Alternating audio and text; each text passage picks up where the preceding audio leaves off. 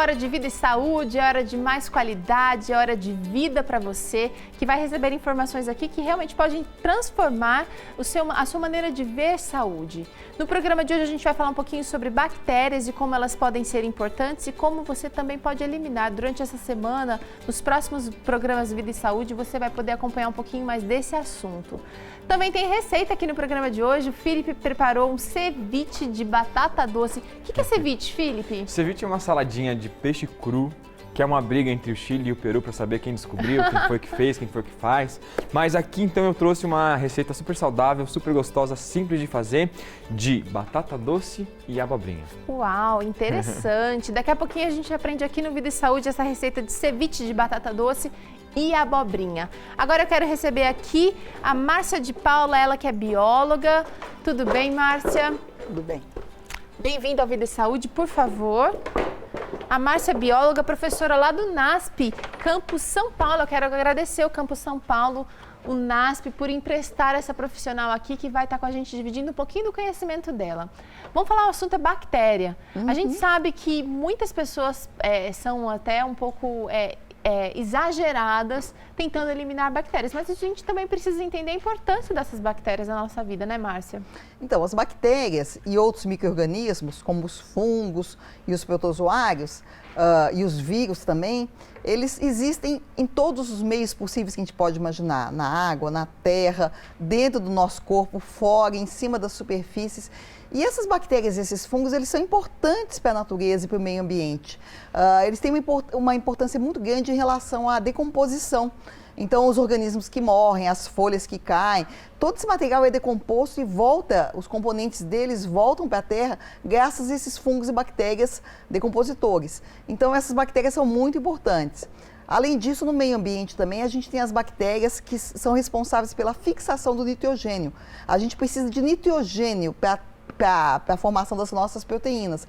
Só que as plantas, muitas delas não conseguem absorver o nitrogênio que está no ar. E essas bactérias transformam o nitrogênio do ar em compostos que podem ser absorvidos pelas plantas.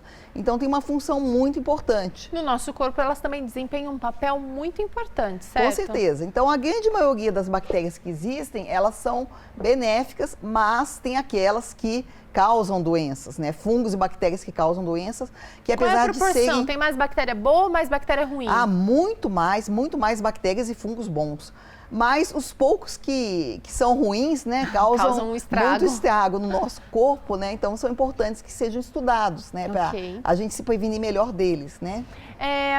Quando a gente fala de bactérias indesejadas, como que a gente faz para evitar o contato, para evitar que elas invadam o nosso corpo e causem os prejuízos? Bom, uma coisa muito importante é que a gente tem dentro do nosso corpo o que a gente chama de microbiota. Antigamente se falava de flora intestinal. Sim, hoje em dia se fala microbiota. São os organismos que vivem em cima e dentro de nosso corpo. E esses organismos, esses micro-organismos são importantes porque eles causam equilíbrio no nosso corpo.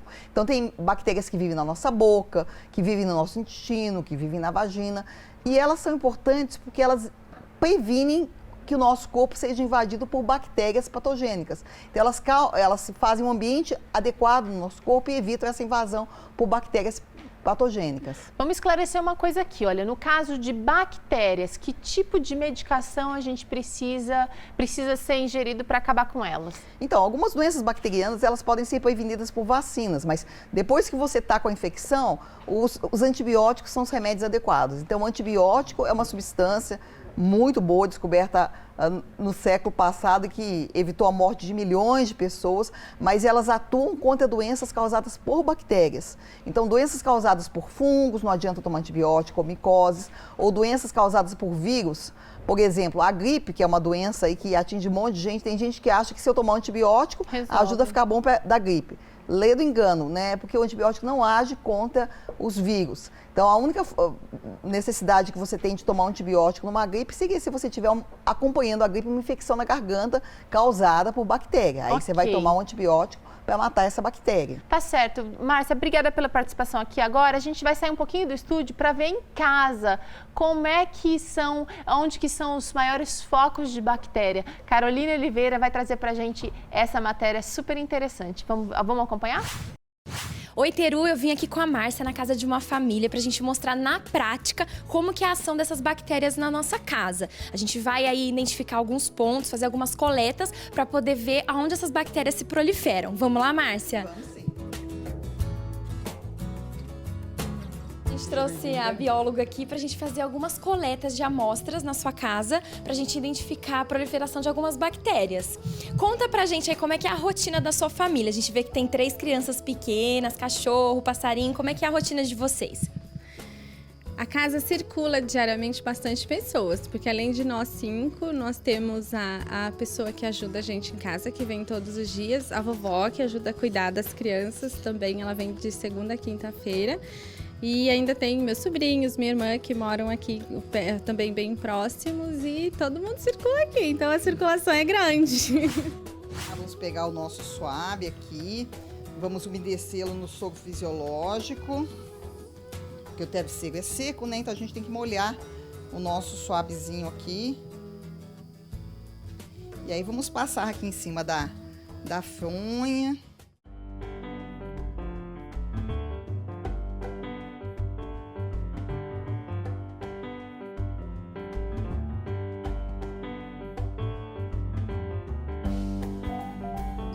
Vamos passar do lado de fora. Que é uma grande preocupação das mães, né? Já que as crianças guardam alimento e na escola mexe com várias coisas. E a lancheira vai pro chão, elas pegam na lancheira com a mão suja, né? Vão pro pátio ou no banheiro, esquecem de lavar a mão, né?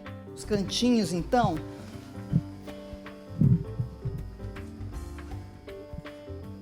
Que é o lugar onde pode ter mais poeira, mais resíduos e assim pode ter mais bactérias, né?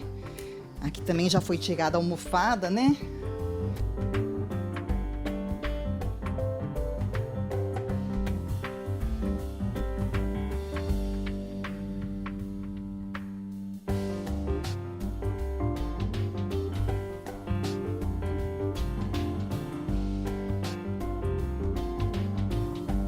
Que elas fiquem num lugar ventilado, né, que realmente possa circular para elas secarem. Mas ela deve ser sempre bem seca depois que a gente utiliza, né, bem enxaguada, né.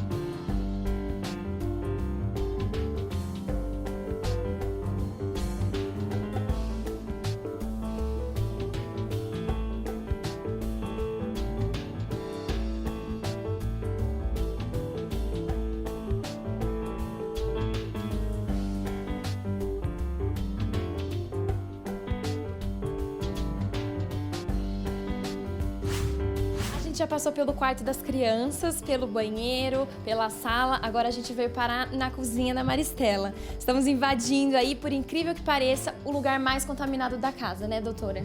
Podem haver bactérias aqui e nós vamos tentar coletar agora alguma coisa da buchinha, né, da bucha, da esponjinha que a gente lava a louça. Então, se ela for mantida muito úmida e não for bem enxaguada, bem lavada depois de usar, então ela pode acabar acumulando algumas bactérias, né.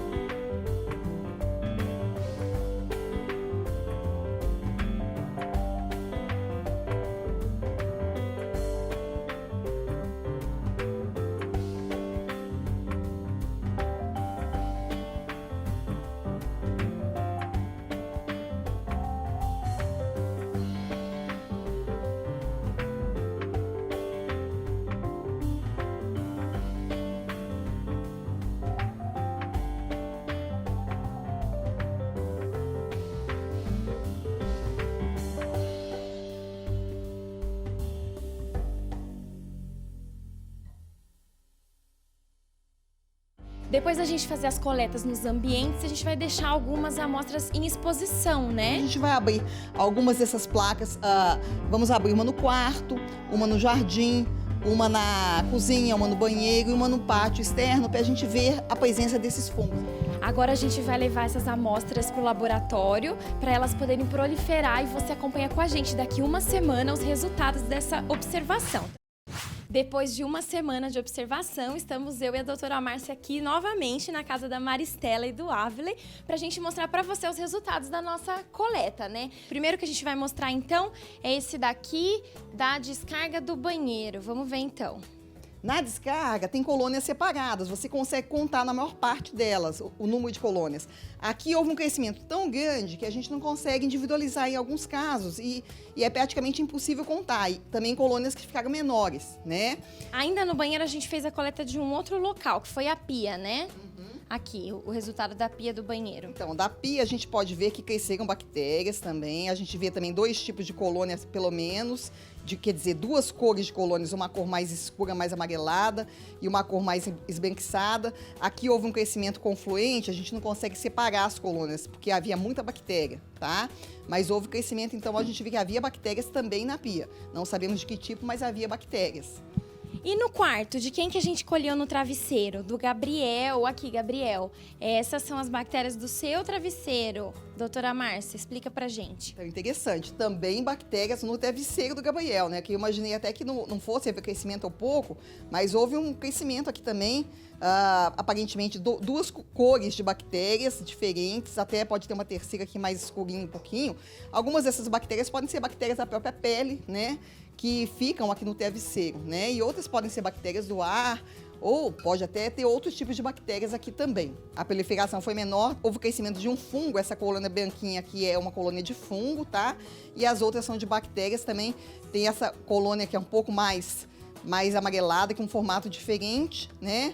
Mas houve até um crescimento menor do que de outros ambientes da casa. Então a lancheira não estava realmente muito contaminada. E na cozinha, que é o lugar que a gente vê que prolifera mais bactérias. Aqui a gente pegou da bucha da pia. Muito bem, Gabriel. Isso mesmo, ela estava bem contaminada, bastante bactérias cresceram. A gente pode ver aqui, ó, também 2 tipos de cores de colônias diferentes, dois tamanhos também, quer dizer, não dá só pela aparência da colônia para a gente separar o tipo, mas aparentemente houveram pelo menos 2 tipos de bactérias diferentes que a gente não sabe o que são, mas houve um bom crescimento, um bom número de colônias aqui, devem ter aqui pelo menos umas 100 colônias, né? Ainda na cozinha a gente coletou de mais algum lugar? Da geladeira. Sim, aqui. Da geladeira houve uma contaminação bem grande. A gente vê aqui que houve também aqui o que a gente chama de crescimento confluente. Havia tantas bactérias que não houve isolamento de colônias, ou seja, esse bolo que a gente vê aqui são milhões de colônias que se emendaram. Porque em relação às outras placas, cada colônia resulta de uma bactéria que caiu naquele lugar. Então aqui caíram tantas bactérias que a gente realmente nem consegue individualizá-las, tá? Então a geladeira, veja, um lugar que a gente pensa que não deveria estar contaminado, que está em baixa temperatura, mas ele está, né? Também em virtude dos alimentos, da movimentação. Sim, os alimentos. Eu passei no lugar onde coloca os ovos podem estar contaminados, né? E geralmente é uma coisa que a gente não lava, né? Então lembrando que a gente sempre deve estar esvaziando a geladeira, dando uma boa limpada com um bom produto de limpeza, né? Mas o que eu posso garantir para a Maristela é que esses resultados aqui, eles seriam encontrados em qualquer casa. E poderiam até ser piores numa casa que estivesse realmente suja, porque a casa aqui estava bem limpa quando a gente chegou, né? Então, são bactérias que realmente são encontradas. A gente tem que tentar fazer o que a gente puder para diminuir essa quantidade, né?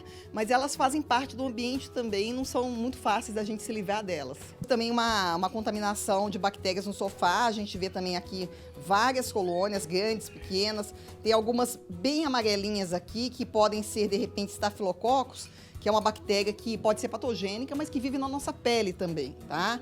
Essas outras clarinhas não dá pra gente saber, mas houve realmente uma contaminação e já seria esperado. É um lugar onde as crianças às vezes comem, né? Então cai comida também, tem muita poeira que acumula entre as almofadas, então já seria de se esperar que crescessem bactérias lá também. Vamos ver então a bolsa da Maristela primeiro. Olha que bolsa mais limpa, que exemplo. A bolsa foi a melhor placa que a gente teve. Realmente houve pouca contaminação. A gente vê aqui que houve, a gente pode quase contar 1, 2, 3, 4, 5, 6, 7 colônias grandes e algumas pequenininhas. Houve uma contaminação bem pequena. Foi a placa mais limpa da casa. Então, realmente, a bolsa da Maristela está aprovada. No computador do Avley, cadê? Aqui, ó, teclado do computador. Vamos ver. Aqui houve um crescimento grande de bactérias. A gente vê que aqui houve um crescimento até confluente também, um grande número de bactérias que cresceu e não isolou colônia. Aqui a gente pode ver outras colônias isoladas, aparentemente tem 2 tipos de bactérias pelo menos também, mas também não foi o pior lugar da casa, mas também é um lugar bem esperado para a gente ter contaminação, né? O teclado a gente está toda hora lá com ele, às vezes a gente come em cima do teclado, não tem muito como evitar isso, né? E tem o ar passando também, e a mão a gente às vezes esquece de lavar vai dar comida pro cachorro, passa a mão no cachorro, às vezes vai até no banheiro, esquece de lavar, volta pro computador. Então, realmente, é um lugar que a gente espera que esteja contaminado também, né? Além das bactérias, a gente deixou algumas placas de fungos, né, abertas pra gente ver no ar mesmo a proliferação desses fungos. E como que foi o resultado, doutora Márcia? Então, os fungos, a gente deixou a placa aberta por 5 minutos em cada ambiente para deixar os esporos de fungo, que são a forma reprodutora dos fungos, caírem dentro e para a gente ver a proliferação deles. Esses fungos são normais, a gente vai ver que no jardim tem muito fungo, são normais realmente, quanto mais poeiras e terra, etc., você vai ter mais fungos. E a gente viu também que em alguns ambientes da casa havia fungos também. E realmente são difíceis de você eliminar, por melhor que seja a limpeza. Vocês acompanharam agora com a gente a proliferação dessas bactérias e fungos, as crianças também puderam ver. Acaba sendo normal a convivência com esses micro-organismos. Os cuidados são necessários, mas faz parte do nosso dia a dia, né, doutora Márcia? Sim, com certeza fazem parte do nosso dia a dia. A gente tem que tentar diminuir a quantidade deles na medida do possível, mas também não ficar neurótico com a presença deles no nosso meio ambiente, né?